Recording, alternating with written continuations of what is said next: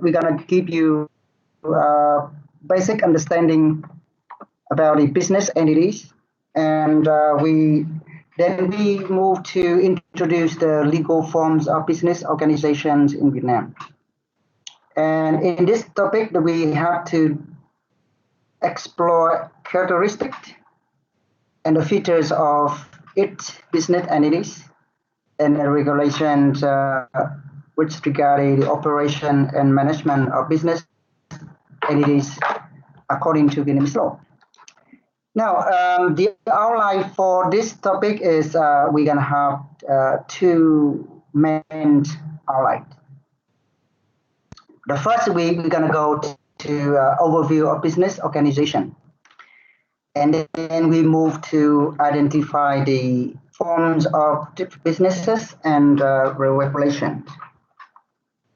Now, before we go, okay, let's recap. So that means please remind what you have learned before that holiday. So in the first topic, we talk about the business as economic organizations. So a business, which is means economic entities or business organization, will have four characteristics. First, in order to be a business organization or in order to be an economic entity, an entity must be established in accordance with the law requirement, so that they have to be established according to the law.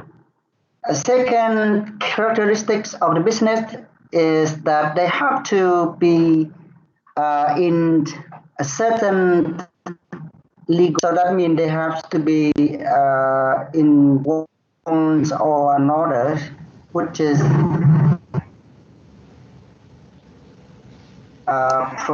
the organizations must have the name, the office, they have to have the access, and they have, and last but not least, and this characteristic will help to distinguish business organization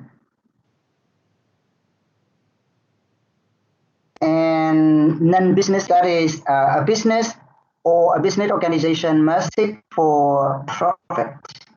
So in that case, we can easily know that International University, IU, is not a business organization. This is an educational provider. So let's move to the next question. That is, in order to do business and in order to work, in order to be regulated by law, and in order to be protected by law, a business must exist in one or another form. And it comes with the question, what forms of business are appropriate for the investor? Now, for example, let's imagine that if you are an investor and you wish to invest in an economic area and you want to make money, and then you have to think about the establishment of a business. But the next question comes, that is, what is the appropriate forms of business? Because we have a number of different forms. And the question comes, that is, when we choose or when we decide to choose a certain form, we have to look at a number of factors. Because we want your business organization must suitable for you. So we have to think about a number of factors. The first factor is whether you want to do business by yourself. That means you do not need to incorporate with any other person.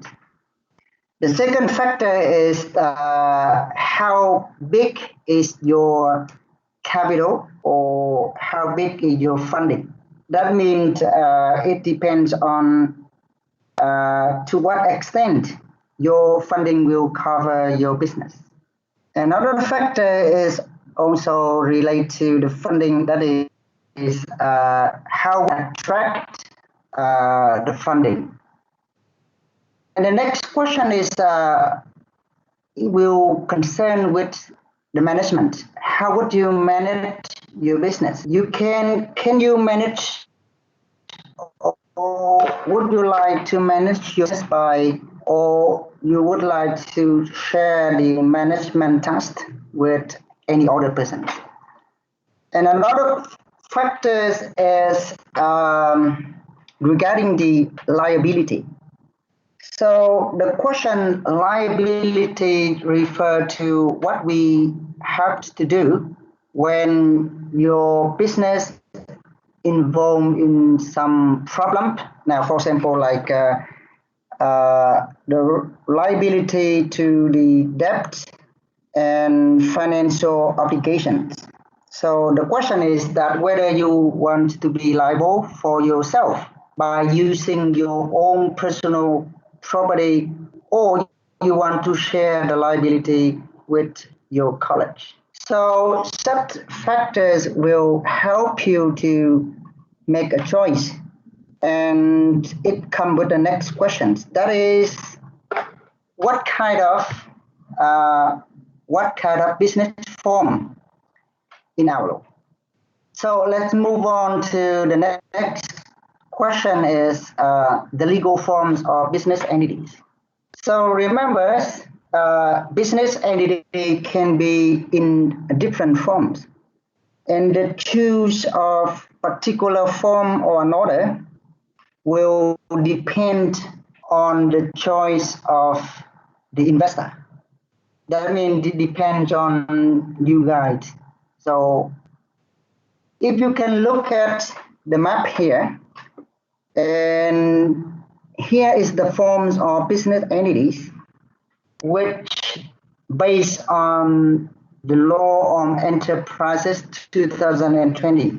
I have to say it again that Law on Enterprise 2020 will be the present law that regulates the forms of business entities and also the operation and the management of the enterprises. So this law on enterprise replaced the previous law on enterprise, which is adopted in 2014.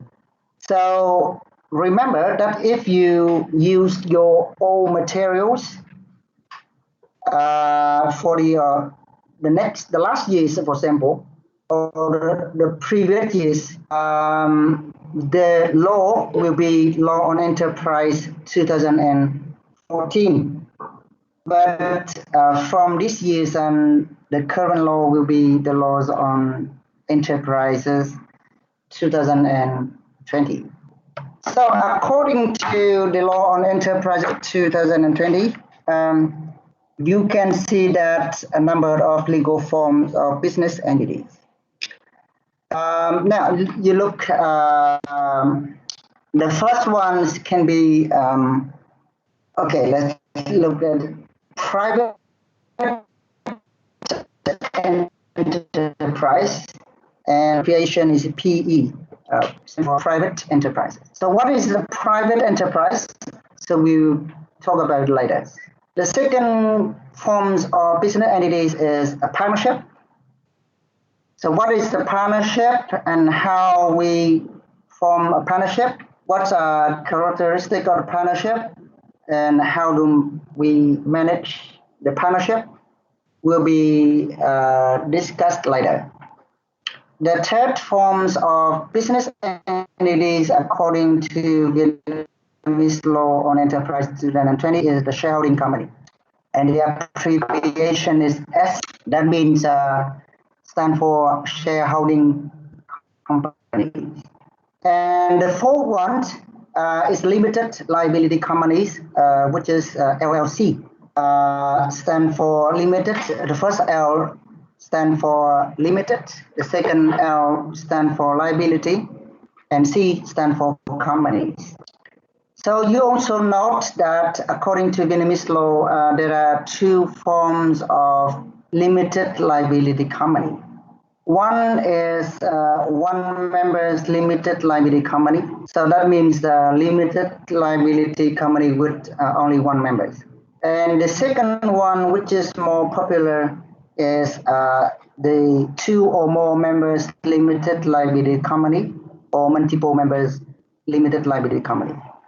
So there are four forms of enterprises or business organization has been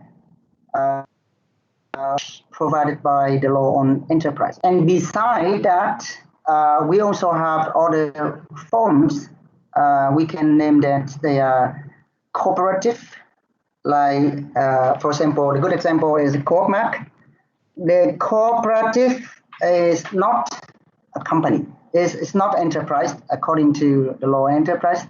The law on cooperative will regulate the operation of cooperative. The other form is an individual business or household business. They can also run and can be seen as a business entity. But in this topic, we just only focus on the four limited liabilities company, sharing company, partnership, and private. That means the four forms of business entities which provide by the laws on enterprises 2020. Now, before we go, let me ask you one question. That is, do you have any questions? Okay, do you have any question about this? For example, like the question about the, and any comments about the quality of the sound, the voice, the clearly that you may see the slide and the speed of the lecture is suitable. Any questions or comment?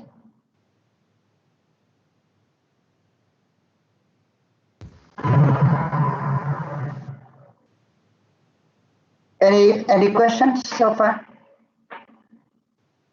So let's just summary a bit because before we can go. So in this topic, we will talk about the legal forms of business entities, but we will focus on the forms of business according to the law on enterprises 2020. And then we have to have only four forms.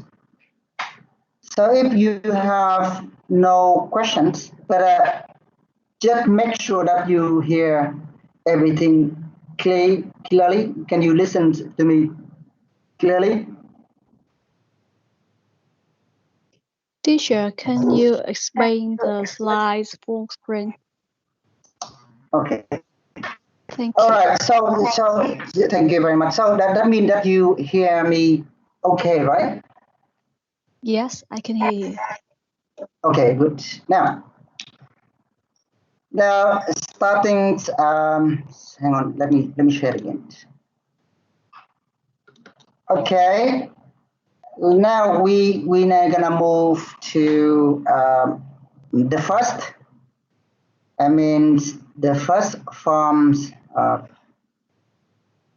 businesses. Okay, here. So this is the four different forms of businesses according to the laws on enterprise today. And we will start with the first form. Now, the first form of business or the first form of enterprise is called private enterprise.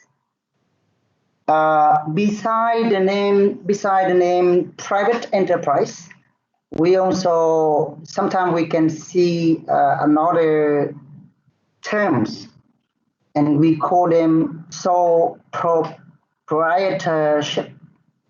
Sole proprietorship. It's a little bit difficult to pronounce it correctly. Proprietorship. You can guess the meaning of this form by looking at the term, the word stone. So in English, stone means one. Proprietor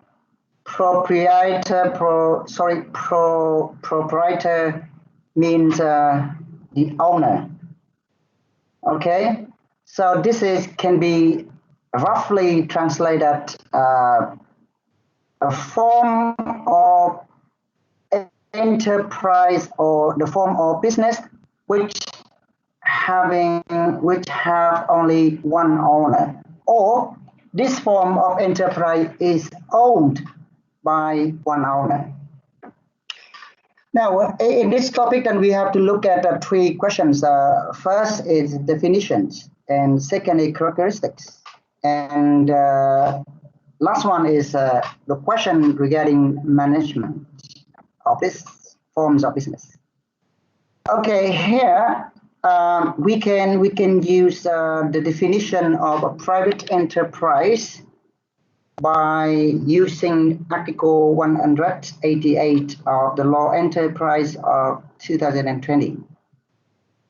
Now, it defines a private enterprise is an enterprise owned by a single individual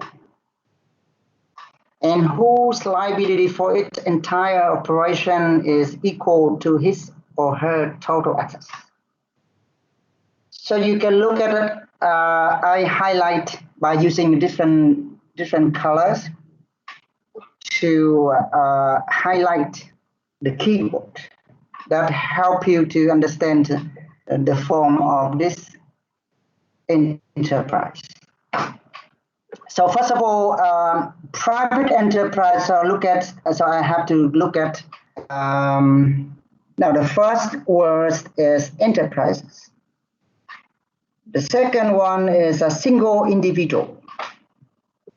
The third term is liability for entire operations. And next is his or her total assets. So these keywords are important in order to identify the characteristics of these forms of enterprise. And it also helps us to distinguish a private enterprise with another forms of enterprise. Like we can distinguish the private enterprise and a limited liability company with one member. So once again, I would say this slowly that a private enterprise is not a limited liability company with one member.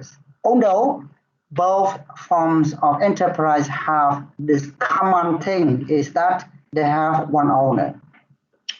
Now come back to this form of enterprise. So we're gonna look at the characteristics of a private enterprise. So you can look at the pictures. So the pictures show that a person in this picture, he is the owner. So what behind the picture?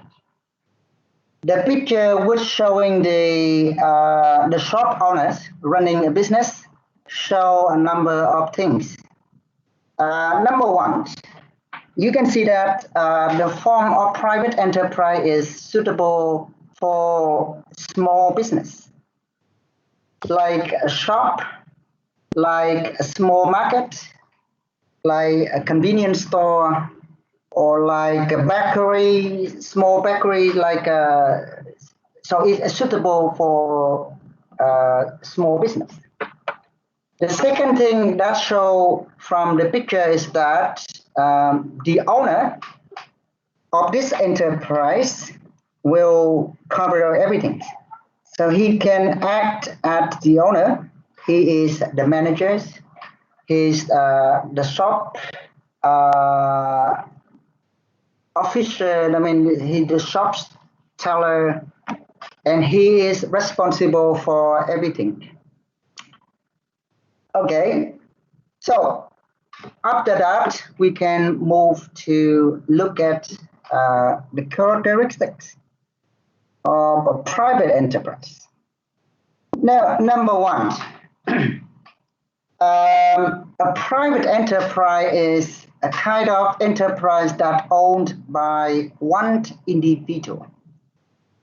Now, I would like you to pay attention to the word individual. So in this context, individual refer to a natural person. Now, I use the term natural persons. That means in this context, the term individual refer to a human. So what do I mean by, say, human? That means this form of enterprise will only owned and established by a real person. It will not be established and it will not be owned by a company or organization or something. So in this context, the owner of a private enterprise must be a real person. I mean, a natural like a human. So I'm stressed that it must be an individual. That means a human. But the question is that whether all persons, that means all individual can establish and manage a private enterprise. The answer is that everyone with qualified by the condition by law can establish a private enterprise, except someone who are not allowed to establish and manage the enterprise according to Vietnamese law. So that means everyone can establish an individual and can establish a private enterprise, like you guys, like me. That means when we qualify that real person, and we will have the right to establish and manage a private enterprise. But the problem is that not everyone, because someone, according to our law, will not have the right to establish and manage the enterprise in Vietnam. So we can look at example in the Article 17 of the Laws of Enterprise 2020, and we can see that a number of specific persons, like a certain person, like a soldier or state official, or someone who is sentenced in prison, they are not allowed to establish an individual enterprise. Now, the second question is that one person, one individual can only establish one private enterprise at the same time. Now, for example, like if I established a private enterprise, that means I cannot establish the second private enterprise. So then every person will establish a private enterprise at the same time. Now the question is that why is that? You can ask me that why did the law provide this? Why an individual can establish one private enterprise at a time? In order to answer this question, you have to look at the following characteristics of the private enterprise. So what happens if I already owned a private enterprise and I would like to establish another one? So in this case, you have no choice that you have to close one, you have to close the existing private enterprise, and then after that, you can open a new one. So the law doesn't allow an individual to establish two or more private enterprise at a time. Now, moving on to the next characteristics of a private enterprise. That is the question regarding access. So we have a number of terms which is equivalent to the term access. Access refers to property, and in this context, the term access will refer to more or less refer to a capital or funding of a private enterprise. So what is special about the access of the private enterprise? The access of the private enterprise means the personal investment of the owner. So when I say access of the private enterprise is the personal investment of the owner, it means the access of the private enterprise is the owner's legitimate ownership. Now, let me explain a little bit. Now, for example, I established my private enterprise.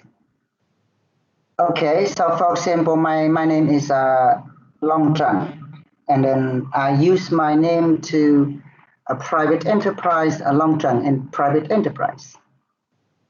So this is an enterprise, and therefore this enterprise will have access of property. But in this case, the property of my private enterprise is also my own property. So that means there is no difference. There is actually no difference between the invested capital and the owner personal assets. Let me say it a little bit simpler.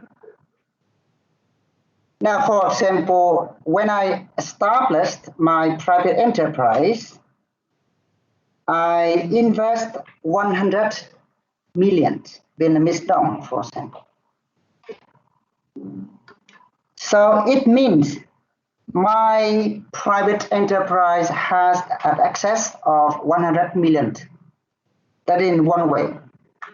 But in another way, I also say this 100 million is also my access.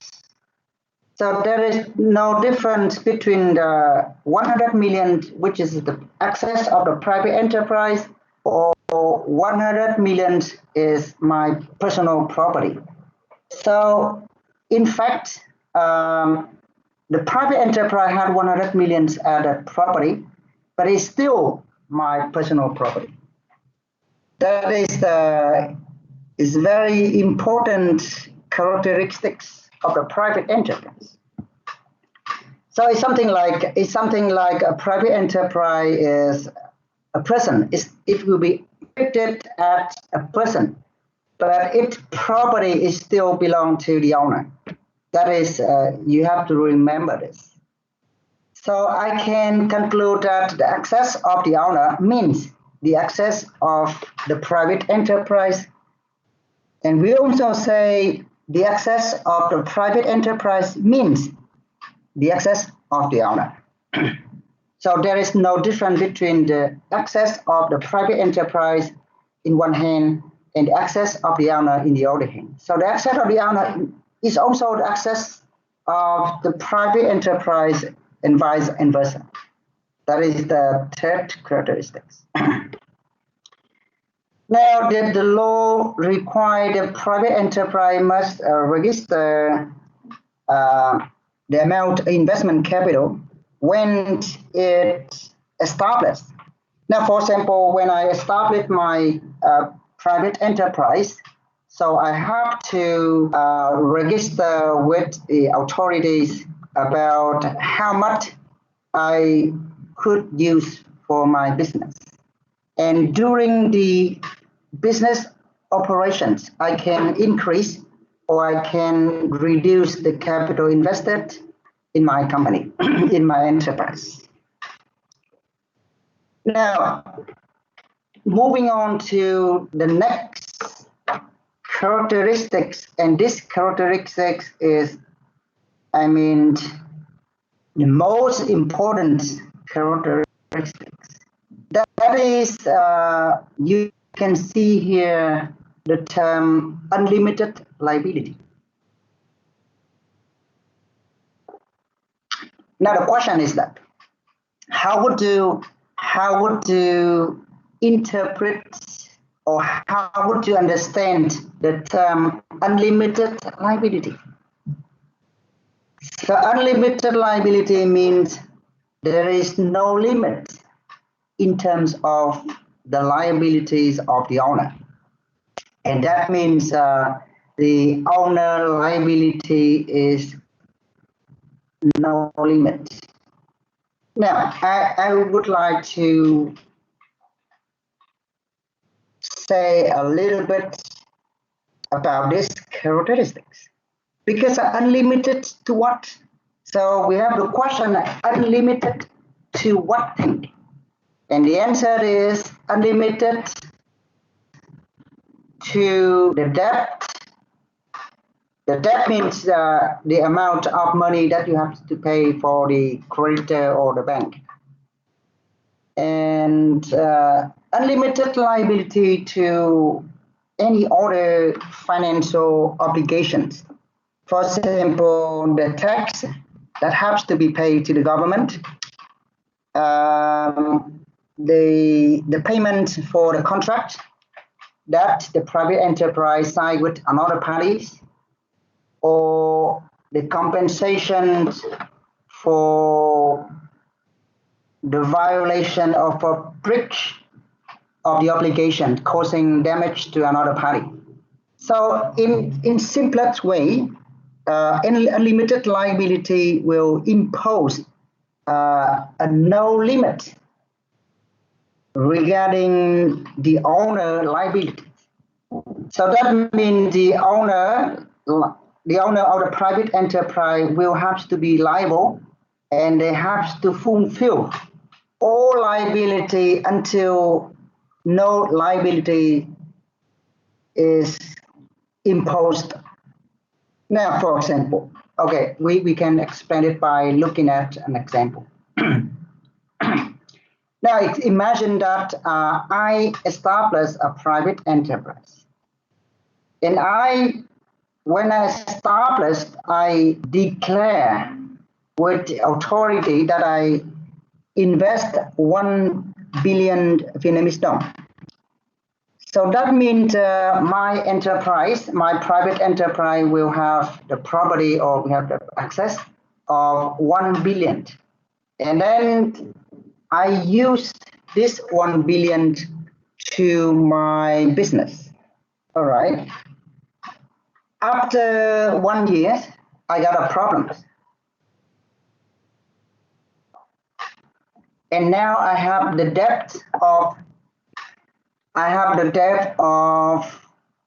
2 billion Vietnamese dong. And I have to pay for 2 contracts, totally 1 billion. So totally, my private enterprise will be for the payment of 3 billion. But my private enterprise has only 1 billion invested. And the question is, how would my private enterprise cover for the rest of 2 billion. Then in this case, I have to use, okay, the private enterprise has to use all the property, and the total property is 1 billion, so still 2 billion left. And in this case, the owner, that means me, I am the owner, has to use my own property. So my own property, my personal property, that means the property that I did not invest in my private enterprise. Now, for example, I have my house, I have my land, I have my other property. For example, my total property is 10 billion, but I just invested 1 billion. So in order to pay for the rest of 2 billion, I have to use my own property. Why I have to use my own property to pay for the debt of the private enterprise? Because of two reasons. First reason is the private enterprise is my investments. And the second thing is I am the owner of the private enterprise. And I have to be liable for this. So it can be said that all debt and financial obligation must be paid by own access of the private enterprise. That means they have to pay by own access of the owner. And remember that if the access of the private enterprise is not suitable, then personal access of the owner can be used to cover. So you can think that it's a big problem for this form of private enterprise is that unlimited liability.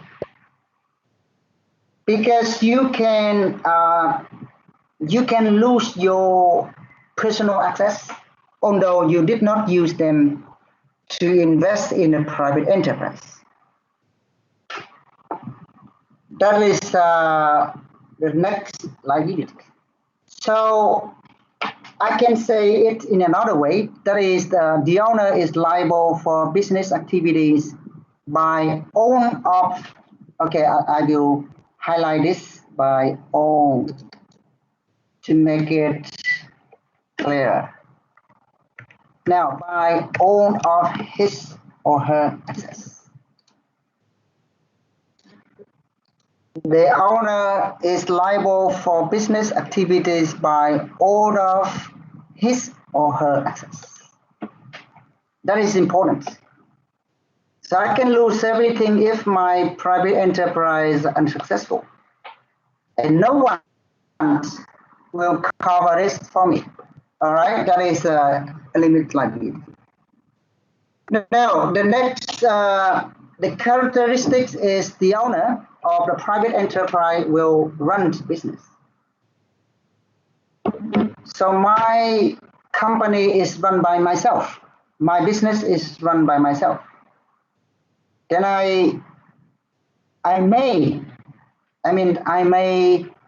manage and I may run the business according to my wish.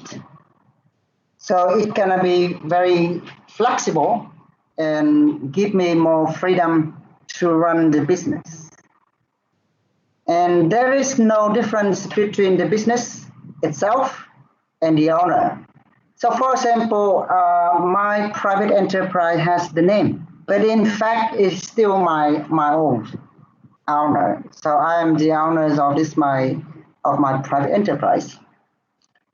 And there is no difference between the ownership and the other one is the management. I am the owner and I am the manager. So that is the next characteristics. And for that reasons, the owner become legal representative of the business. Now, let me give you a little bit explanation about the terms legal representative. Legal representative means the representative before the law and before the court. So I'm going to give you an example. My private enterprise get involved in a court case, a dispute, a conflict, and my company is sued by another company, my enterprise, for example, my private enterprise get involved in a contract with another enterprise, and then the problem is that my private enterprise have to pay for the contract, but I could not pay. And the other company will bring the case to a court and ask the court to resolve the case. In this case, the owner is representative for the enterprise. So the other company will sue my company. They have to sue my company, and then I have to go to court. So it say that the owner will be the legal representative of the business. Now, the next characteristics of a private enterprise is that they have no legal entity status. What is a legal entity status? Legal entity status means the status of an entity to be recognized at organizations. And this is the status of entities to be recognized at legal persons, so that they can act like a person in business. So a private enterprise having no legal entity status, but in order to be legal entity status, we have to refer to Article 14 of the Civil Code. And the Civil Code clarified on 4 conditions, 4 criteria for an entity to be legal status. Now, first of all, this has to be legally established. I mean, established by law. The second one is that they have to have sophisticated, well-organized structures.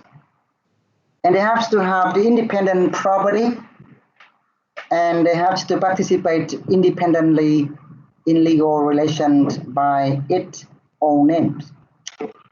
Okay, everyone, just make sure that you follow my question well.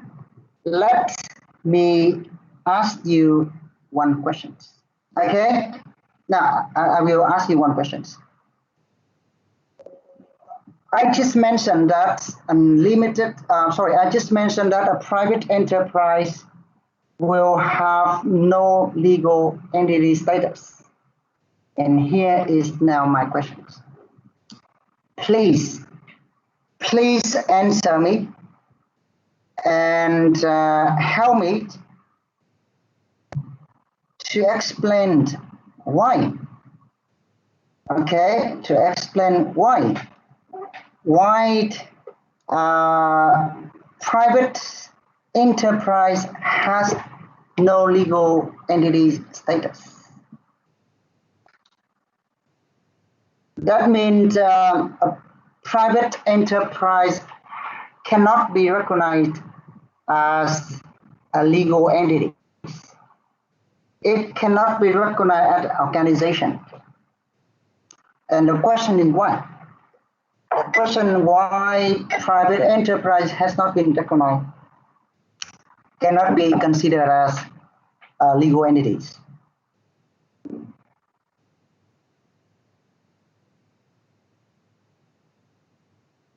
Everyone, you can look at this because in order to be legal entities, and in order to be recognized as a legal entities, an entity must qualify 4 conditions. So what condition that a private enterprise could not qualify?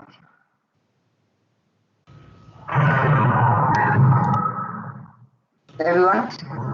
I would like to answer. Yep. Yeah, my name is Khánh Linh. Yep. And in my opinion, the characteristics number 3 and 4 is not satisfied because 3 and 4, yeah. 3 and 4.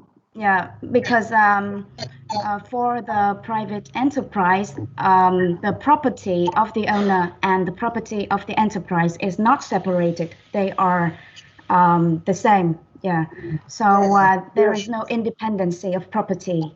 Beautiful. Great. And the 4th point is not satisfied because when the enterprise going to court, it must be represented by the owner. It cannot go into court independently. You cannot hire someone to represent your company, but you have to stand up for yourself. So okay. Yeah. Very good. Can you tell me that what is your ID, your student ID? Because sometime I'm gonna give you some like a bonus. Oh, yeah. My ID is 18219. 18219. Yeah. You are group 2, right? Yeah, I'm group 2. Okay, good. So I will encourage everyone to try to answer the questions, and I'm gonna note here, and you will be given the bonus. Okay. Right. Thank you very much. The question is that the characteristics of the private enterprise that they cannot be recognized as a legal entity status because they cannot have the independent property. And they participate in legal relations is sometimes limited because they have to be conducted by means of the owners. Okay. Now the last one is a private enterprise. It cannot issue. Issue means cannot produce or cannot create, or they cannot adopt any kind of securities. So the 2 forms of securities are share or bond. Okay, you all know the securities because security is things that you help you to attract capital. So when you would like to increase your investment, the good way, one of the good ways to attract the capital is that you can issue share or bond like a shareholding company. So the private enterprise cannot. So unfortunately that they cannot increase the capital investment by any other means. Now, we have a number of questions. You can remember this because I don't think we have time to discuss this now. So we have a 3 questions here. First, distinguish the right to establish the enterprise. The second one is the manage the enterprise. The right to contribute to enterprise. So there are 3 different treats regarding to the enterprise. It can happen at the same time, but it can be separately. Like start the enterprise, but you can establish, but you cannot manage. But you can manage, but you cannot establish. Okay. Now, this question may be asked. Now, why does the law only allow one qualified individual to establish one private enterprise at the same time? So now please brainstorming on these questions. That is why the laws only allowed one qualified individual to establish only one private enterprise. And you may ask me whether the other country has the same questions, and the answer is yes. The form of private enterprise or sole proprietorship is popular everywhere.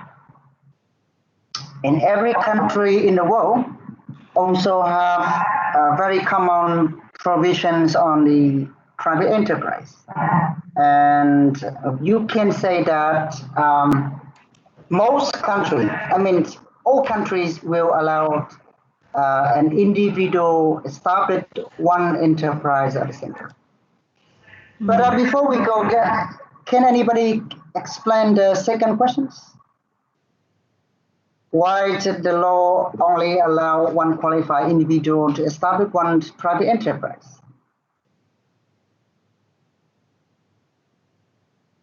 Okay, you can answer this question by your understanding. But if you cannot, okay, no problem.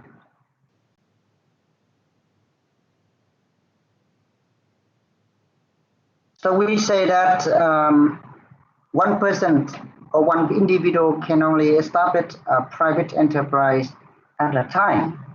They cannot establish at the same time two or more private enterprises. But why?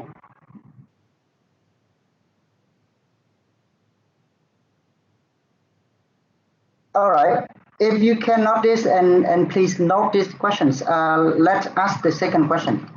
How a private enterprise differs from a household business? Now, household business is a form of business that is run by a family. It's something like a family. Household means a family. Sometimes we say family business. This question is a little bit difficult, so please note that. And then we're gonna go to the next question. So before we go, we can look at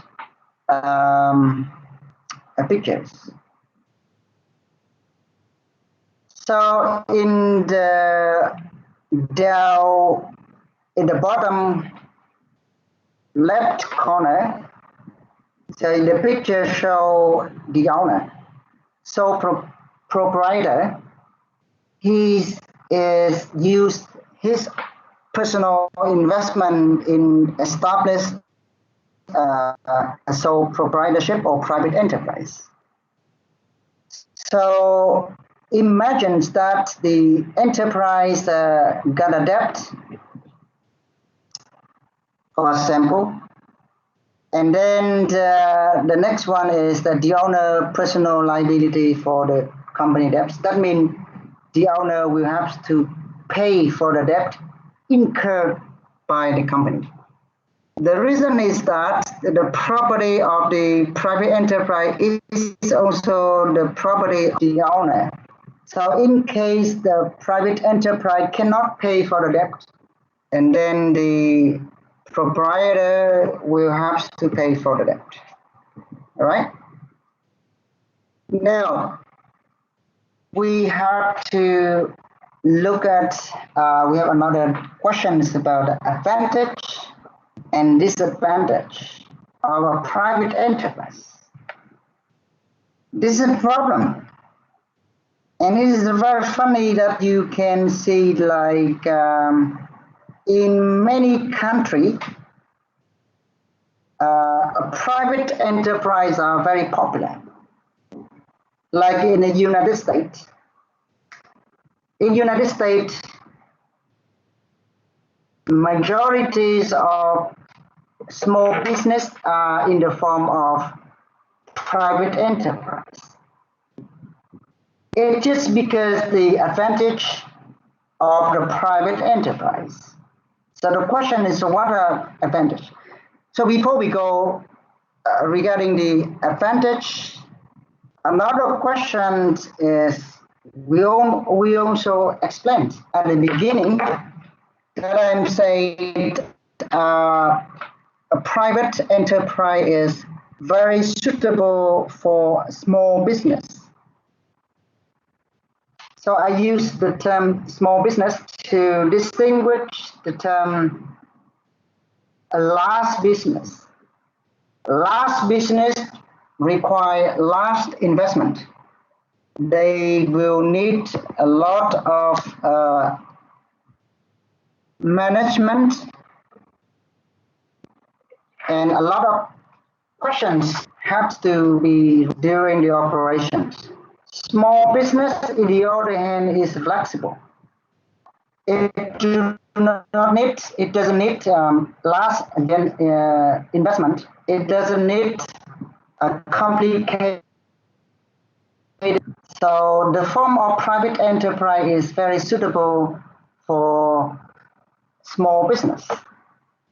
So I do not want to explain how do we define the small business. Just simply we say that small business means small business in terms of scale and scope. Now look at advantage. The first advantage is that the form of private enterprise is very simple and there is less costly. When the owner want to establish, and in the other hand, when they want to dissolve, they mean to stop. It's very simple in terms of procedures and less costly. Refer to it means it's cheap. Now, example like in Vietnam, for example, according to the current provision regarding the establishment of the enterprise, in order to establish a private enterprise, it will be very cheap and the procedure is very quick. Unlike the other form, like shareholding company, for example.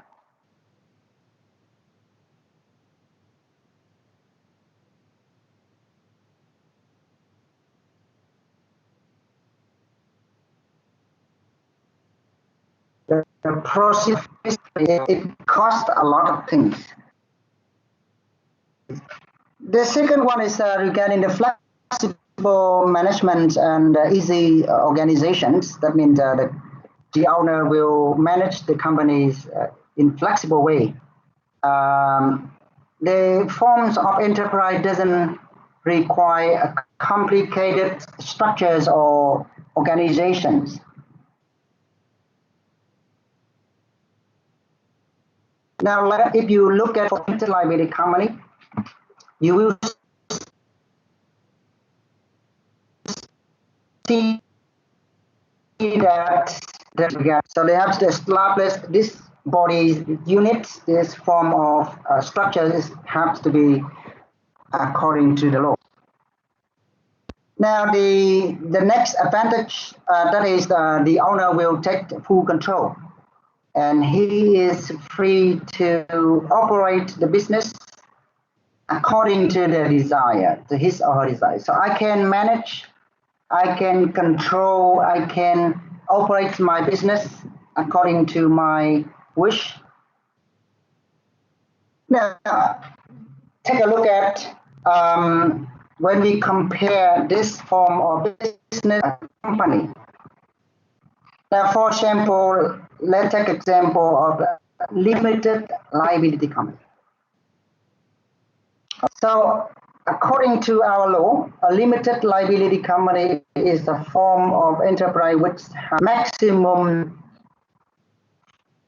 50 members. So, that these 50 members are 50 of the company. As long as you contribute capital to the company and you are members of the company. And when you are members of the company, so the company have 50 members, 50 owners. So it can be easily understand that one owner cannot run a limited liability or his side, because he has agreement. He has to get approval. But in the other hand, the private enterprise here, there is only one owner. So the owner can do whatever he wants or whatever she wants. They can do business, they can manage the business, they can run the business, they can manage the business by any kind of means. So it takes the full control. He can keep all profit because he is the owner, and all profit collected will not be shared to anyone. Look at this, the case, a good example of a limited liability company with, for example, like 50 members. So imagine that every year you get 1 billion profits, and this profit has to be distributed, to the members according to the percentage of contribution. So sometimes the profit of a little bit not equally. It depends on the more profit you can get. And another advantage is that the owner will keep secrets and technology. So that means that it is suitable for small business, and it's also suitable for some kind of business that based on business through technology. Because no one share in this, you don't have to worry about the question of leaking of secrets or technologies or prohibited disclose of technologies, because you're the owner. Now, beside the advantage, this form of private enterprise has a number of disadvantages. But before we go, once again, I would like to ask you guys one question. This question is going to be very easy. That is, what things, okay, what disadvantage that you think is the most important? That means, what is the most disadvantage of the form of private enterprise? What do you think? I want to answer this question. So here I'm going to show you. I think the most disadvantage is you cannot go big. It means you cannot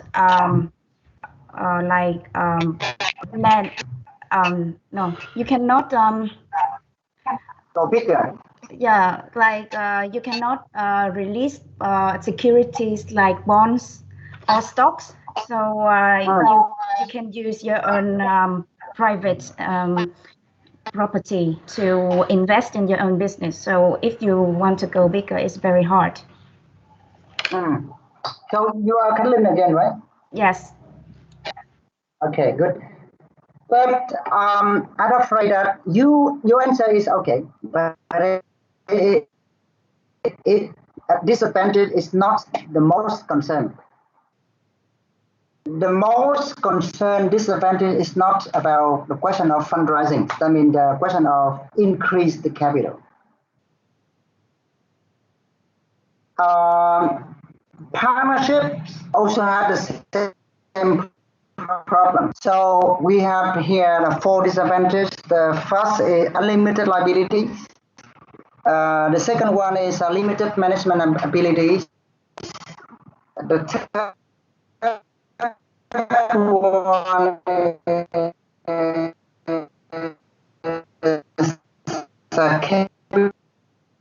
capital contribution, and but there is one that is the most concerned. It may feel concerned when they want to establish a private enterprise. That is unlimited liability. So unlimited liability is a risk. It will cause a risk. It will, because you may lose everything. And because, as I explained, unlimited liability will mean your the owner personal property can be used in the case the fund, the capital, or the access of the private enterprise isn't enough, has not sufficient, is not sufficient to pay for the debt. Now, just for example, I have 10 billion and I invest just 1 billion to my private enterprise. And the problem is that my enterprise incur 5 billion debt. So I have to use my private enterprise property.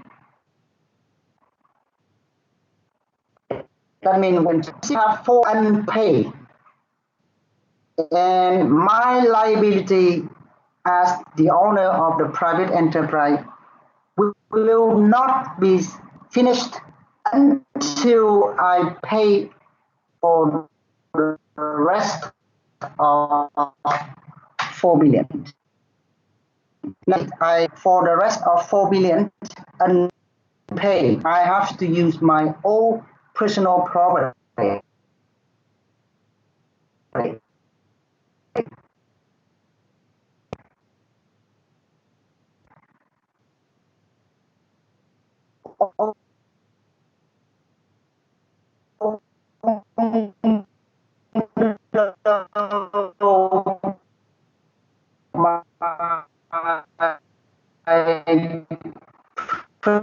Personal property has not been invested in,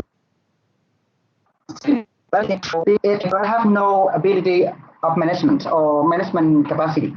So unlimited liability is a big problem, all right? But I'm still concerned that why? It's very funny. It happened not only in our country, but in Australia, in the United States, in Europe. Majorities of business, majorities of enterprise are in the form of private enterprise. Although everyone about the question of losing, but the problem is that everyone still go for this form of enterprise just because disadvantage. Simple management, flexible management, no requirement for structures, full control and freedom to operate the business. The owner can keep all profit and they can keep secret and technologies and no sharing. That is the advantage that explains why many people still go for unlimited liability, go for private enterprise, although they have a number of, disadvantage. Now, the second one is what rights does an owner have in management? So let me explain to you of a business will never be easy. You know, so you are business management, or at least you get involved in management. You will have the same questions to me that the management or the business is a very demanding and very complicated. And this criterion is also help us to explain why private enterprises form is still popular, because the management in a private enterprise is very simple. Now, according to our law,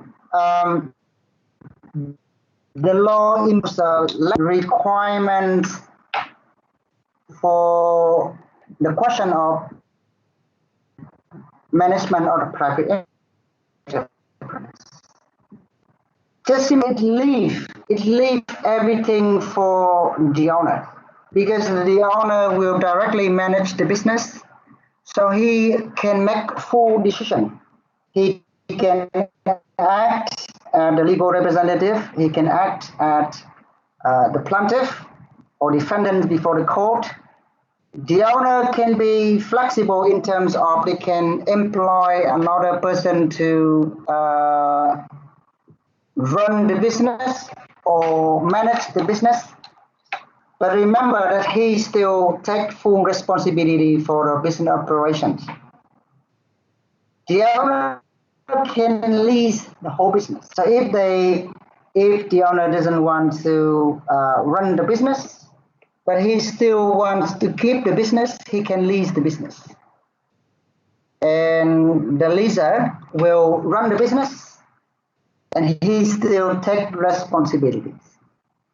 He can say he can sell the business to another person, or he can convert the business in a limited liability company. So the law say a little about how to manage a private enterprise, because management of a private enterprise will be the right of the owner. And it gives a lot of freedom for the owners to run the business. And later, if you study on the other forms of business, so you will see, right? You will see that the other form of business require a lot of requirements concerning management of the company. It's so complicated. A lot of obligations, a lot of duties. But in the private enterprise, it's very simple. Now, you can also take a few minutes to read the owner rights in special case. The first case is when the owner is detained or they have to be in prison. The owner can authorize another person to perform rights and obligations. The second situation is where the owner died. They have to have the heir. So here we have the term heir. Heir means the person who can be entitled to inherit, to receive the left. So we call them heir. So when the owner died, the heir or one of the heir will be the owner. So if there is only one heir, and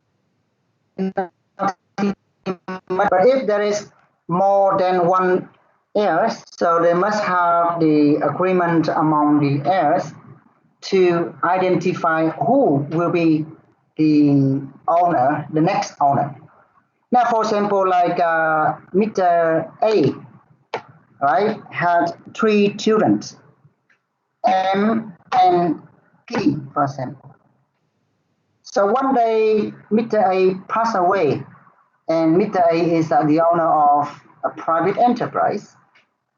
And among M and P, they have to have an agreement to identify who will take the position of the owner of his father. Okay. And the law says if there is no agreement, the private enterprise shall be converted into a company, or it must be dissolved. Dissolve means stop. So the third situation is when the owner have no heirs, and then the owner access, so the private enterprise will be terminated, and the owner access will be distributed according to law. And the fourth is when the owner is incapacitated. Now, incapacitated means someone who cannot act, cannot be aware of, and cannot behave properly. So the right and obligation of the private enterprise owner will be performed by his or representative. So when the private enterprise owner is prohibited or banned by the courts to do a certain job, so he has to suspend or stop doing business, or he has to transfer the business. So there are some things to the private enterprise. Right, so here is the further discussion. What condition enter individual satisfy in order to private enterprise? Clarify type of access or the owner can invest. Regulation of private enterprise. Okay. Now, everyone, before we can move on to the next forms of enterprise, so I suggest that we can take a break for 5 minutes. Okay, now it's 5 minutes to 12. Okay, and we will resume our lessons in another 5 minutes. So we just keep here, right? And we will come back to you guys exactly at 12 o'clock. Okay?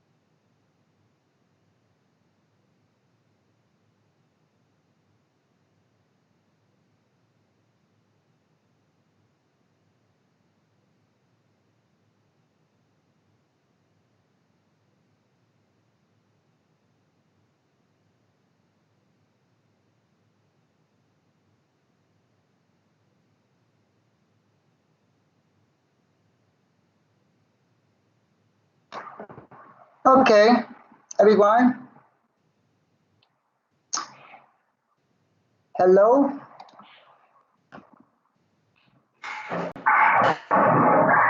Okay, we will resume our lessons. So before we go, let's summarize that we have for the first form of business. So the first form of business enterprise, or the first form of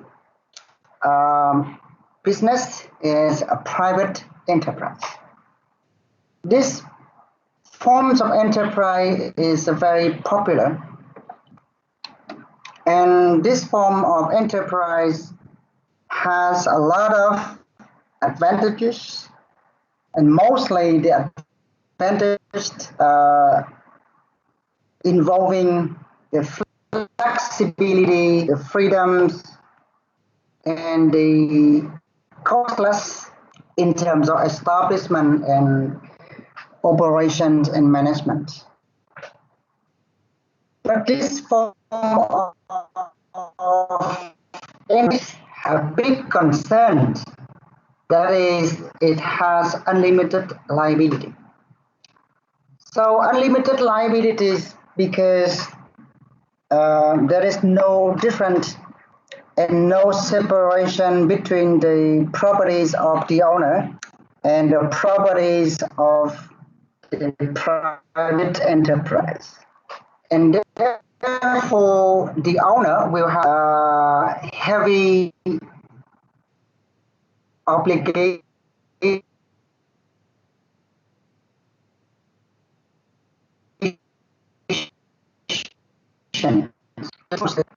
when they have to face with the debt and the obligations, financial obligation incurred by the enterprise.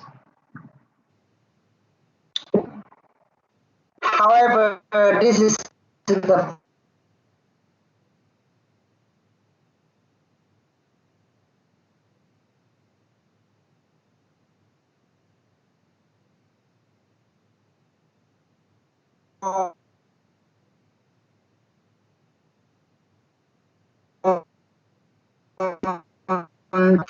to the characteristics of the partnership,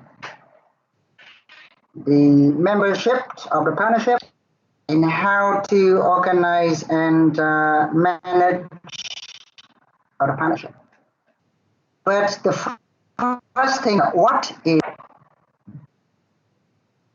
so you can get is now from looking at the pictures.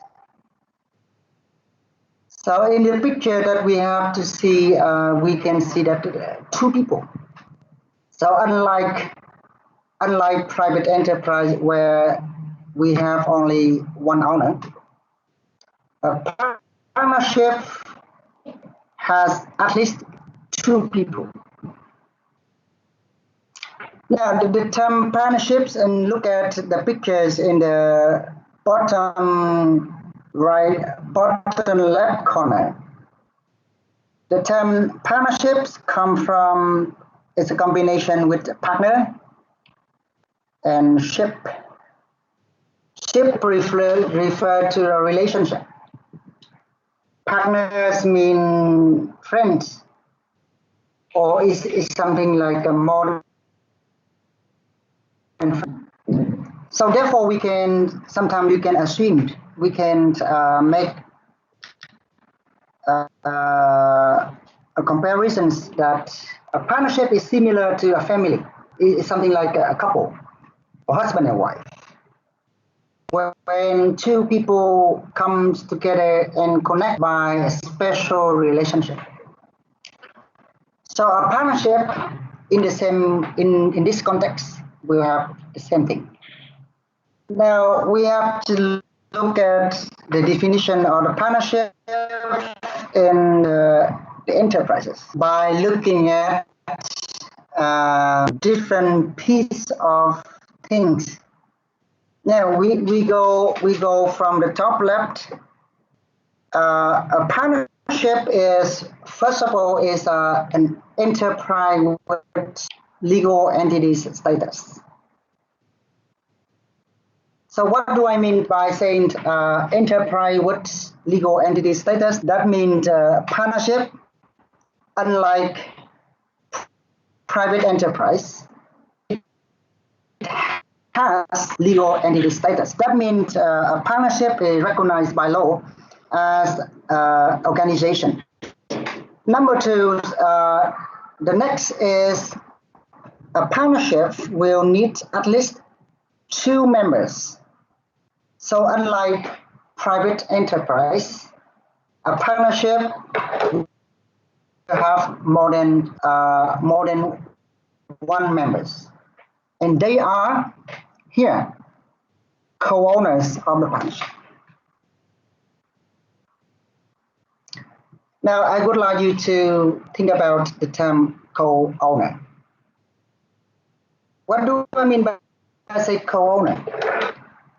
Co-owner means both of them or all of them are owner, and that also means all of them will have the same and equal right and obligations as the owners. So we can call any of them to be the owners of the partnership. And the relationship between the co-owners will be the joint relationship. Now moving on to the next.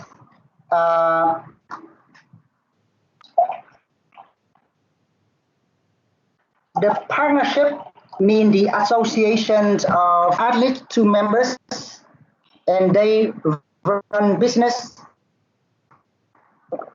under a common name.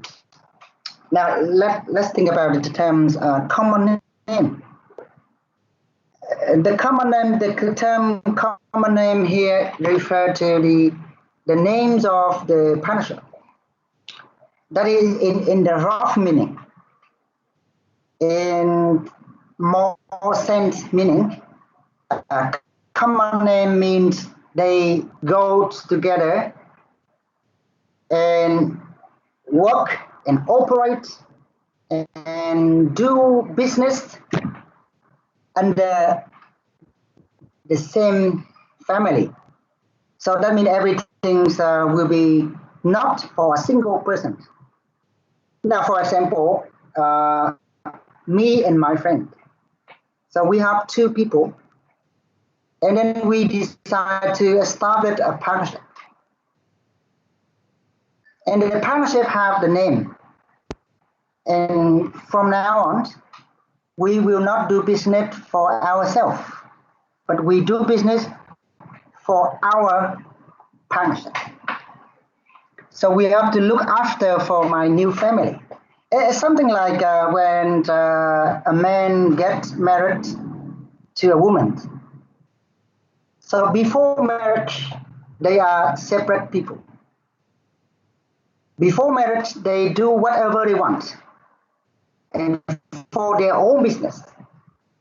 But after the marriage, they come together and live in the same family, and then they have to do everything for the benefit of this family. So the term conduct business under a common name refer to the fact that the partners will have to do business for the benefit of the partnership. That means they are so. Now, once again, we will see the same concerns, that is unlimited liability. So I see there is a big concern also, because although partnership is a legal entity status, its partners will be liable for the debt and financial obligations of.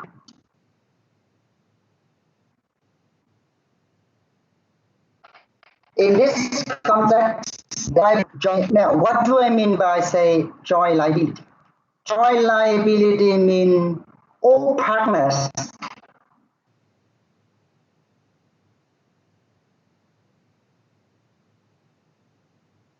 will be for an financial debt until it finishes. And everyone has to be responsible until the debt and the obligation has been fully fulfilled. So in the same way, this characteristics is similar to, it's very, very similar to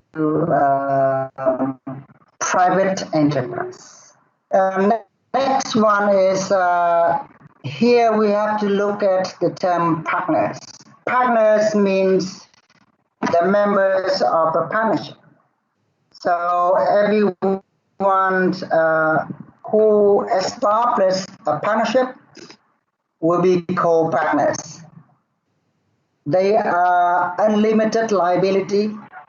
They have unlimited liabilities. So the partners can contribute.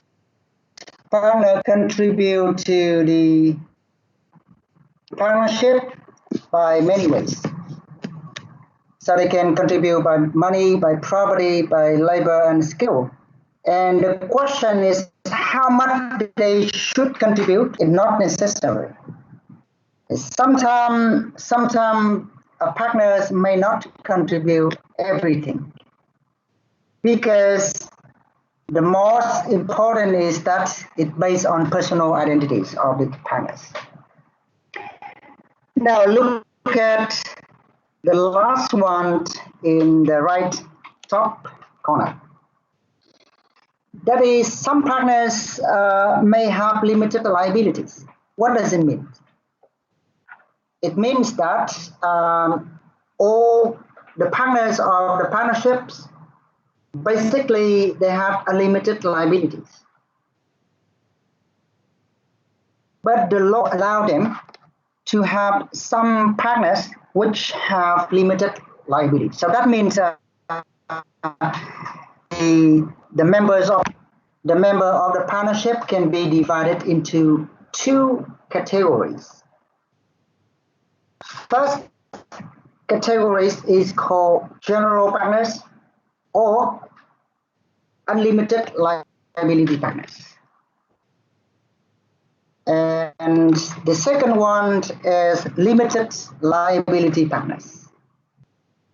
So the question is, what is different? What is the difference between general or unlimited liability partners and limited liability partners?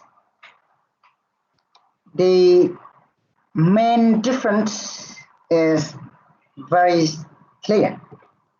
That is, general or unlimited liability partners will have unlimited liability partners. In the other hand, limited liability partners, they are also members of the partnership, but they are liable just to the extent of what they contribute to the partnership. Now, I would like to explain it by giving an example. So imagine that A, B, C. There are three persons, and one day A, B, C decided to establish a form of business called a partnership. Right? So one day they decided to establish a partnership. So what happened? That means at the beginning, the partnership will have three partners. A, B, C in this context will be the co-owners of the partnership. They are jointly liable for everything in the partnership. They are co-managers. They are jointly responsible for the management of the company. Okay, and several months later, D and E, there are another two persons. who want to contribute money in the partnership. So ABC decided that D and E will be general partners. So they limited liability partners. So limited liability partner will be responsible for the debt and obligation of the company to the extent of what they contribute. Now, for example, later, the company faced a debt of 10 billion, and they have 10 billion to pay. Now, imagine ABC together contribute 2 billion, and D and E contribute another 2 billion. So totally, the debt of the partnership is 4 billion, and the problem is now they have 10 billion. So as a rule, the partnership have to use all the property of the partnership to pay for the debt, and that means they have 4 billion. 2 billion from the contribution, and 2 billion come from the contribution of D&E. But they still have 6 billion needs to be paid. So that is who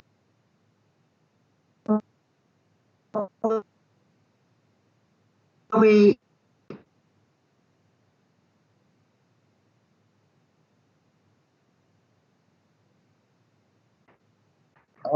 liable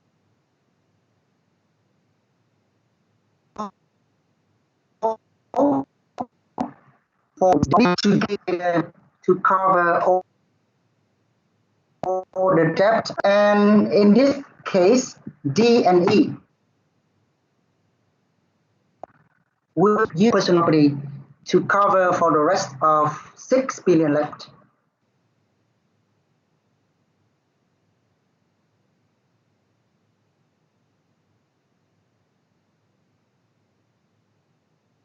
So this is that, and only general or limited liability partner we have to pay. So we can look at the definition of the partnership by looking at this is very simple, like 2 or more persons, and they co-ownership and run business for profit and make a partnership. So you can also look at the criterion on business for profit. That means they have to conduct business for profit. This help to distinguish a partnership, and it helps to distinguish a partnership and another association of people. Now, for example, like 2 or more people join together and form an association for charities, it is not a partnership. And therefore, it is not an enterprise because it has no business purpose. So remember, a partnership, why a partnership is considered as an organization, because a partnership is running for profit. Okay, now we have to explain about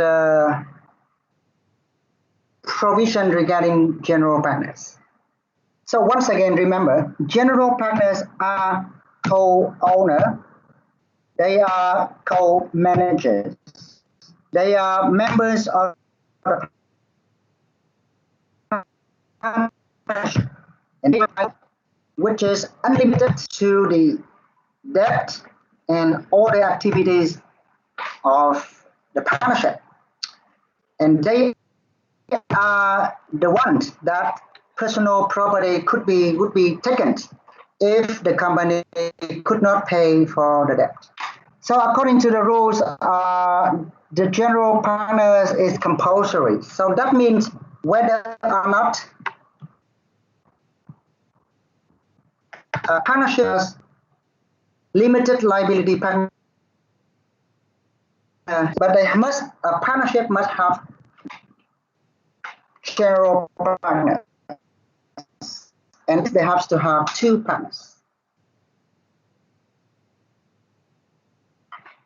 Be an individual. Now you have to take a look at this. Now this form, okay, this one of general partner similar to the requirements of a private enterprise owner. It's very similar. Okay, now next is general partners, the co-owners of the partnership. They conduct business under the common name. Now, look at this. Each partner will act as the legal representative of the partnership. So, what does it mean? Everyone can explain this. Each partner act a legal representative of the partnership.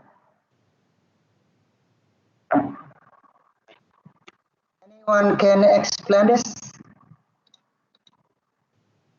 What I'm saying that every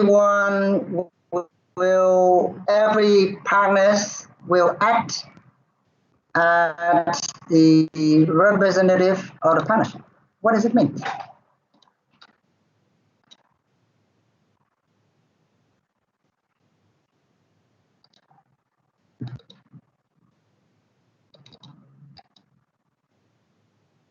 Everyone understand it?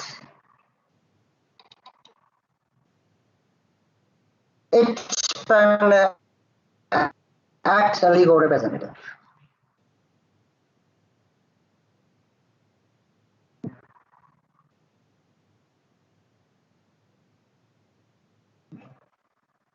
So remember here that they are the association of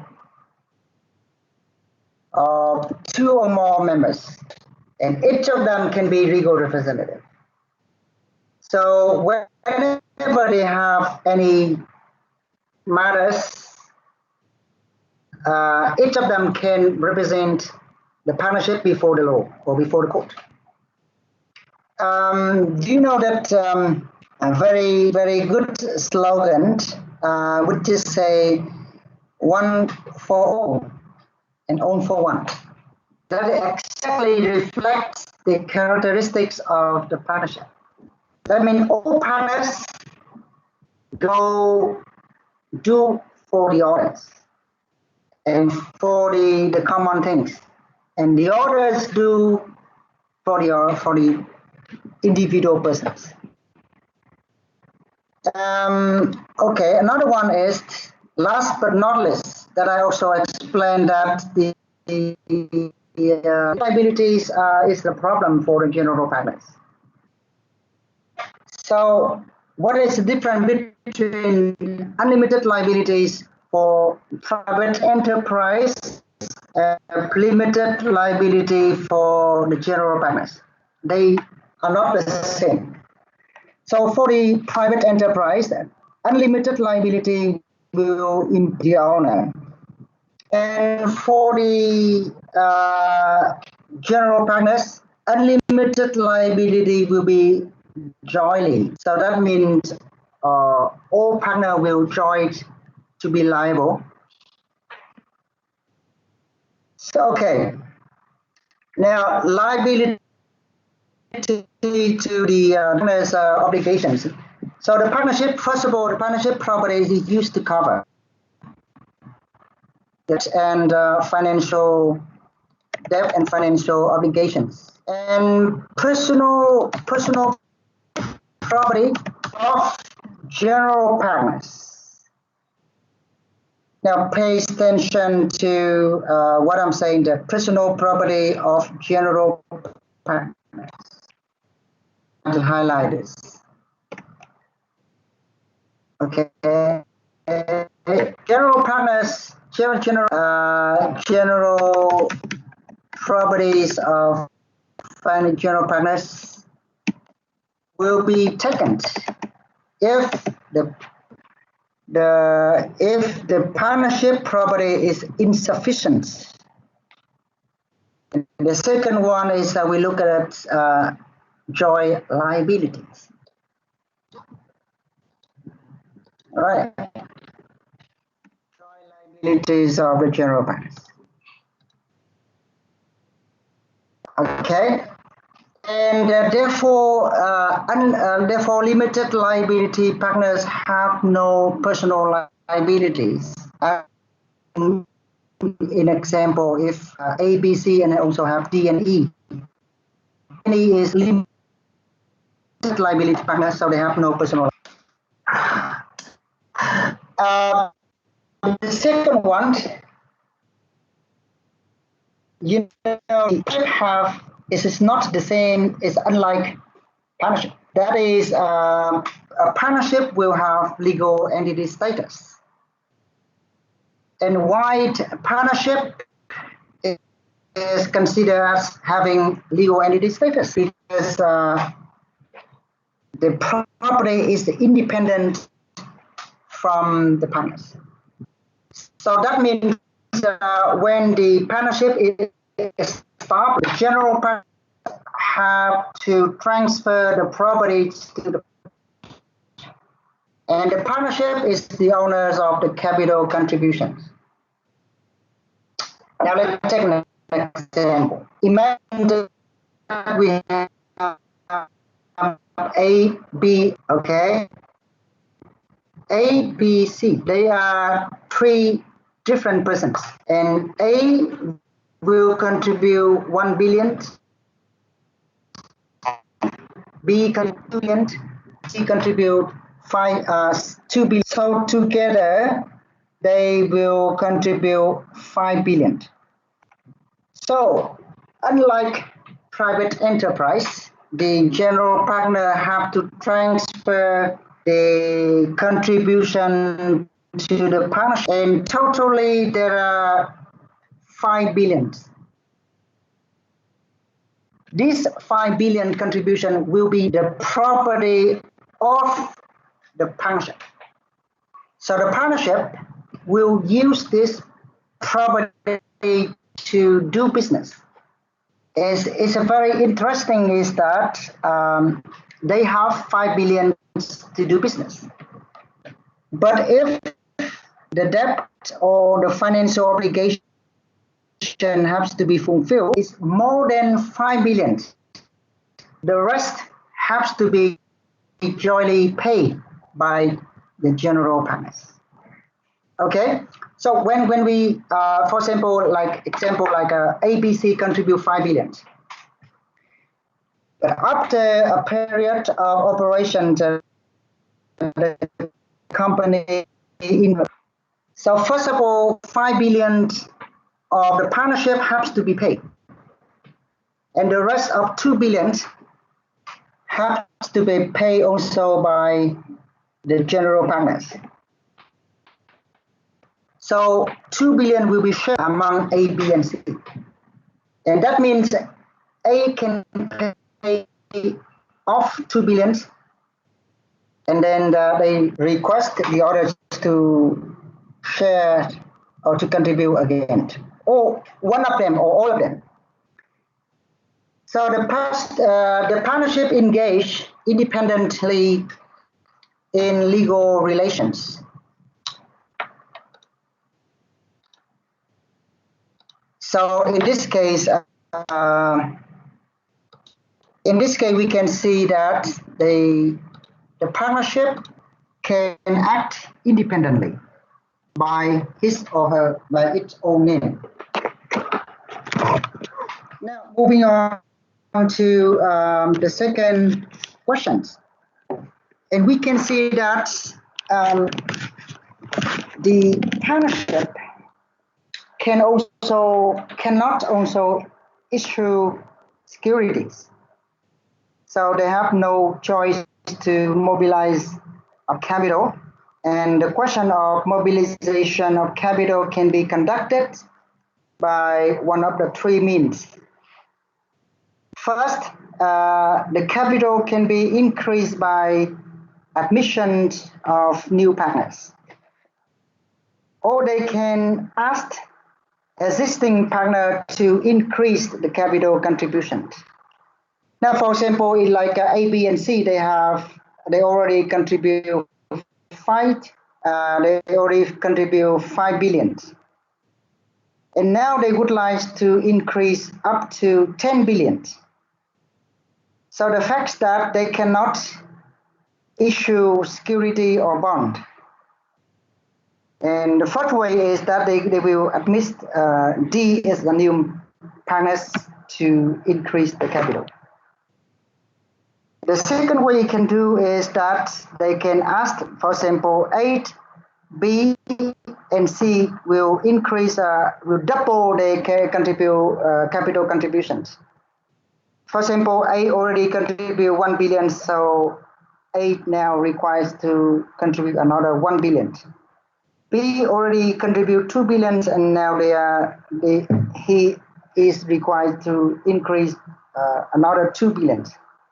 C contribute 2 billion, and then now they want to increase another 2. And the third way is that they can mobilize from seeking the loan or other modes of capital mobilizations. Now we're gonna go to the very big problem. So I'm gonna say it is the big problem of the partnership. That is the access. Now, before we go, let me give you some questions, right? The first question is that if a general partner earn money from his or her business activities under the name of the partnership, can he claim that money to his or her personal assets? So make sure that you understand these questions. So imagine that I am a general partner. For example, I am a general partner. Imagine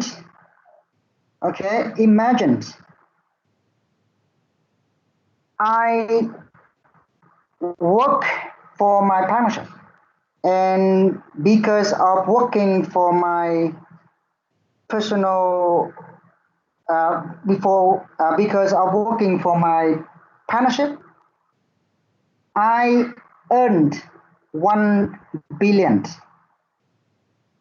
So 1 billion I have because I use the names of the partnership and use the names of my partnership to conduct transactions and get 1 billion. Can I demand 1 billion at my personal access? Can I answer this question? Yes. I think you cannot claim that 1 billion as your own property because by definition, partnership, in the partnership, all owners have their same equal obligation, responsibilities, and as well as benefits. And if you run the business in the name of the partnership, you must distribute the profit earned to the co-owners of the partnership. Excellent. All right, excellent. Now, we have the answer for the question access of the partnership. We can divide it into 1, 2, 3, 4, 5 categories. That means it will be 5 situations. First of all,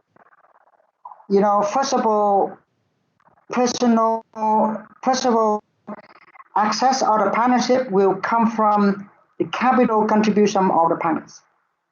So that means I already explained that when the partnership is established, the partners have to contribute the capital, And after the contribution, this capital will become the capital of the partnership. So nothing much to say. So for example, like an A, B, and C contribute 5 billion to establish. So that means after the partnership is established, the partnership will have 10 billion at the partnership property. Now the second one is also easy. Access created under the name of the partnership. Now, for example, A, B, and C established a partnership under the name Victory. So Victory is the name of the partnership. So that means A or B or C will do business using the name of Victory.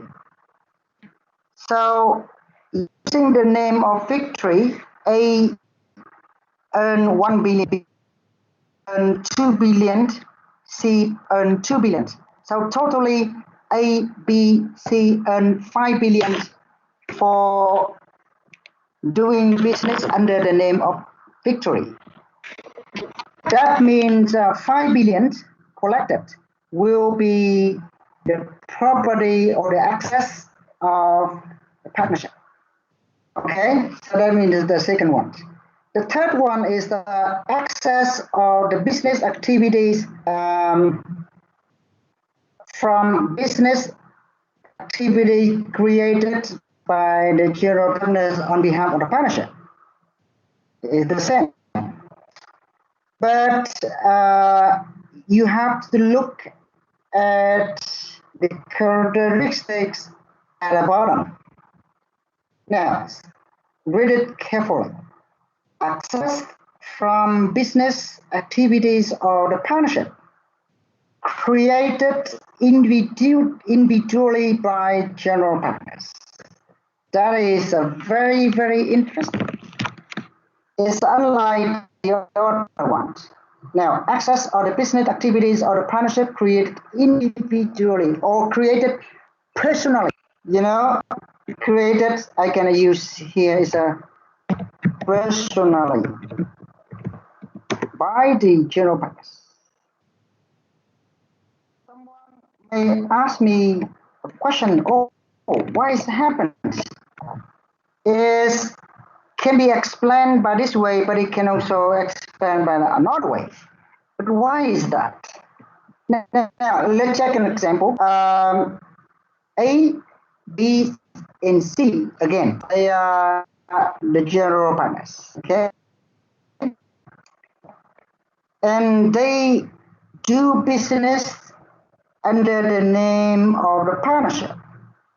Now, what happened is that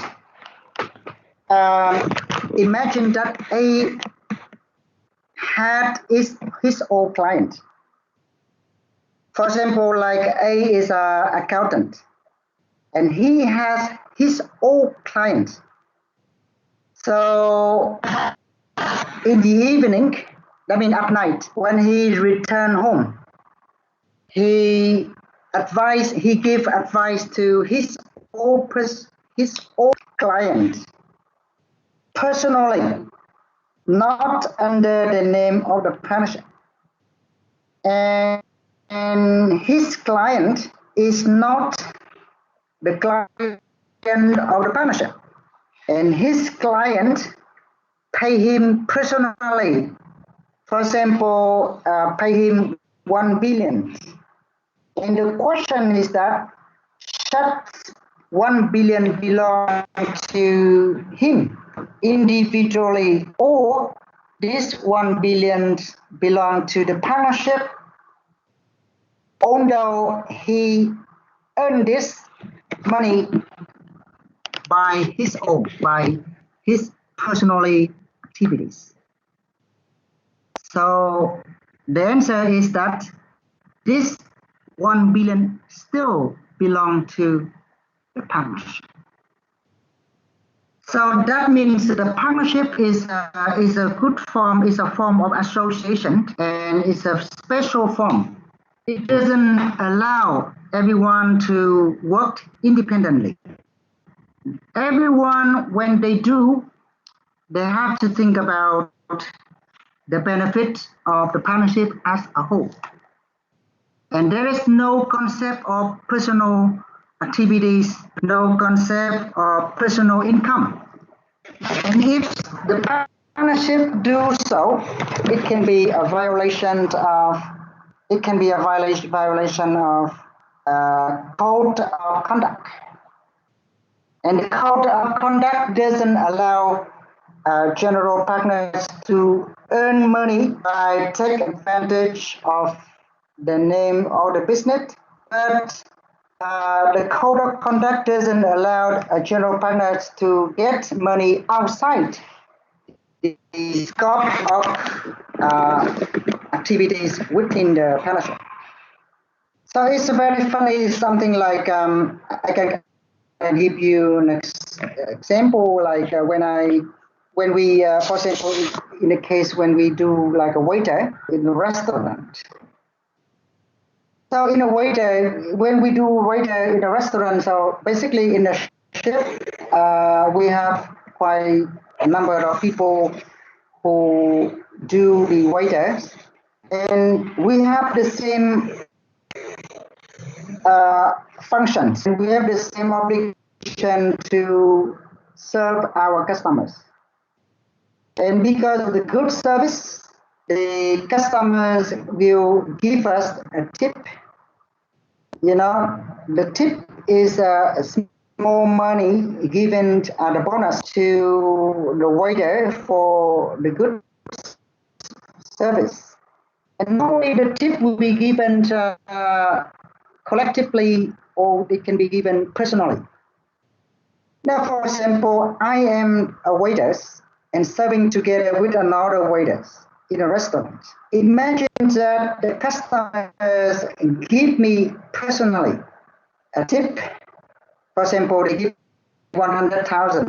And the question is that whether I have to contribute 100,000 to the tip and later it will be shared by another person, or I can keep it for myself.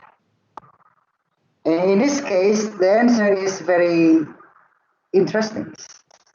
That is 100,000 tip, although it is given to me personally, it still be distributed equally to the other person because we are in a family. So one of the benefits, one of the interesting of the partnership is that they give a chance for the teamwork, they increase the teamwork. So once again, when we look at the question of the access or the partnership can be generated from different ways. It comes from the capital contribution of the partners. It can be the asset created under the name of the partnership. For example, the partnership have a property and put on lease, and the lease generates money. Access from the business activities created by the general partners. Access from the business activities for the partnership created personally. And all the access provided by law, like access can be given by donation or charities or it's something like giving or transfer. Now, last question before we can stop for today is what are restrictions with respect to the general partners? Right, the general partners have a lot of rights, but they have some restrictions. And I can summarize the restriction to the general partners like this. First, general partner cannot be the owners of the private enterprise. Second question, general partners cannot become a general partner of another partnership. It is it's very interesting. The first thing is that if you are already the general partner of a partnership, you cannot become the general partners of another partnership. So you will ask me that why is that?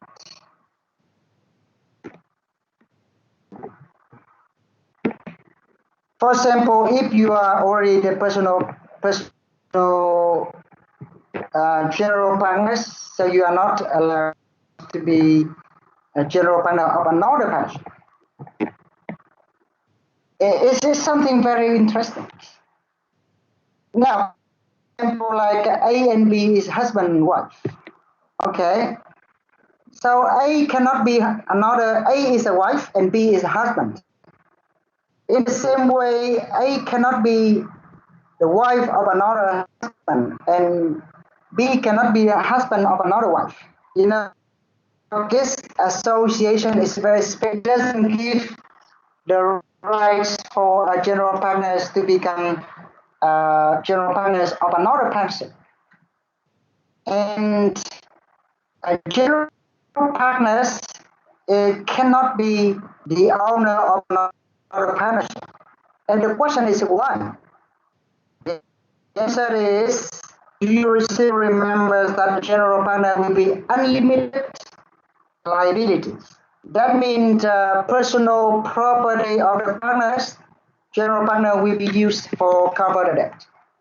So this provision is to avoid the situation where the private enterprise and the partnership also got a debt. And one source of finance cannot be used for cover two kind of obligations. Another one is related to the code of conduct. That is, say, general partners must not act on behalf of his or her personal benefit, or cannot act for another personal benefit. For example, so I am a general, right? Imagine that my wife working for another company. So I want to help my wife, and therefore I share my client, or I help my wife to reach the profit by using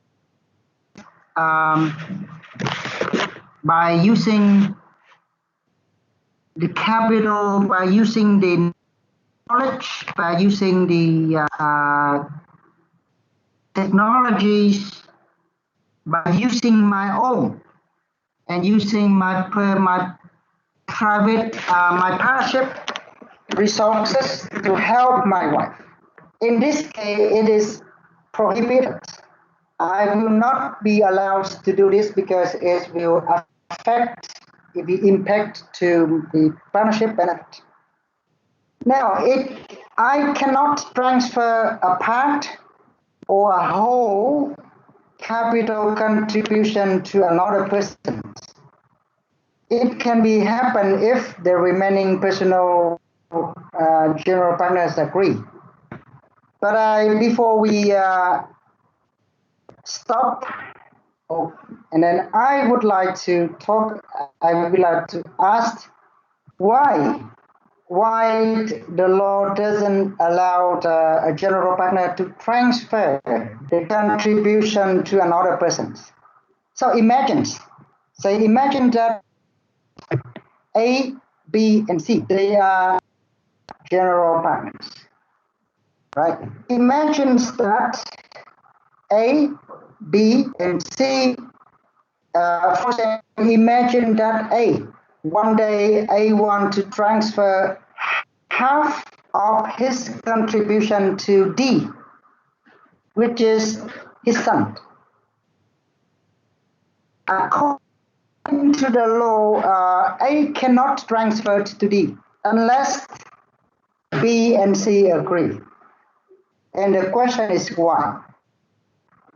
Why the law doesn't allow A to transfer half of his capital contribution to his son, which is D. Why?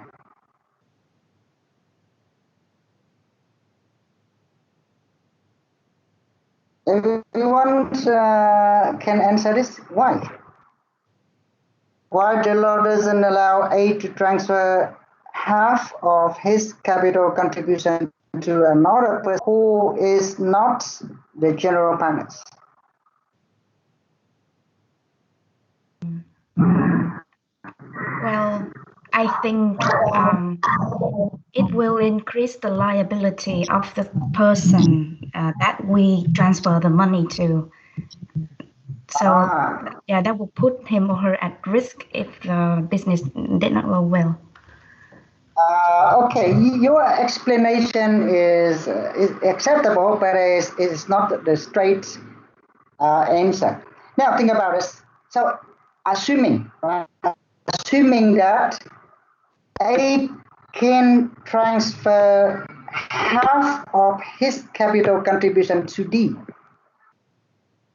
Consequently, the partnership now have 4 members. Okay? So when we look back the characteristics of the partnership, now I explained that partnership means partners and relationship. This is a very close form of relationship. That means the interactions, that means the relationship among the member, not only the relationship among the investor, but also the relationship among the close friends. So A, B, C, why they come together? Because they understand each other, because they get along well with each other. So A can work with B, A can work with D, C. C can work with A, C can work well with A. But the problem is that D must get along well with A, B, and C.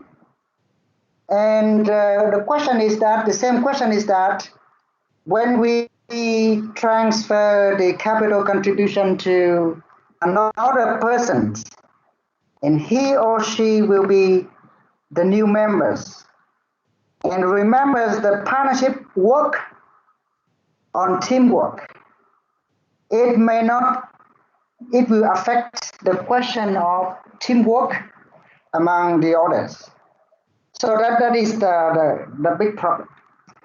So for the rest of things, I will try to explain the advantage and disadvantage because we still have time. The form of partnership has a lot of advantage.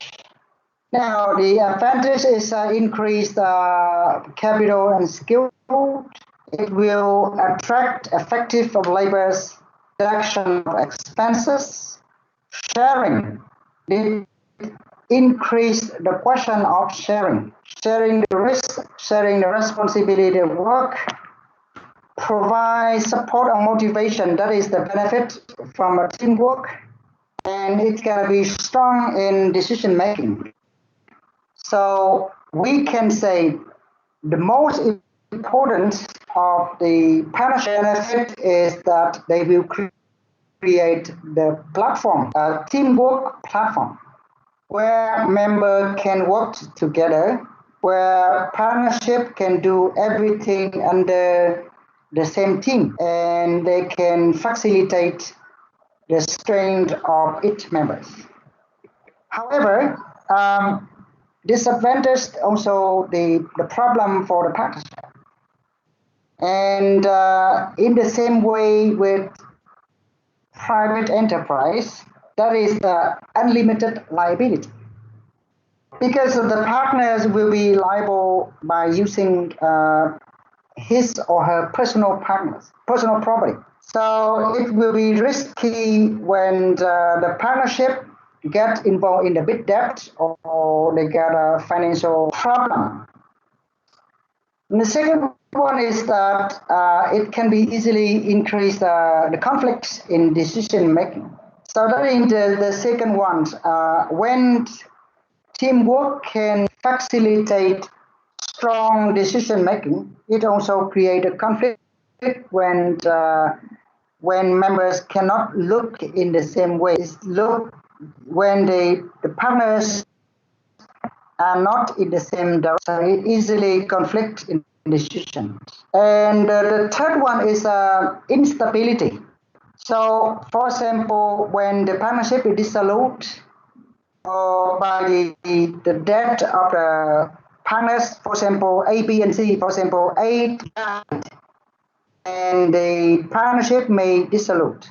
For A, B, and C, one of them they want to withdraw, and then they can the partnership can also be dissolved. So it's a instability. All right, my friends.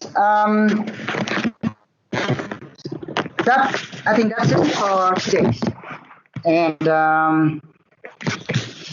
thank you for participating this class.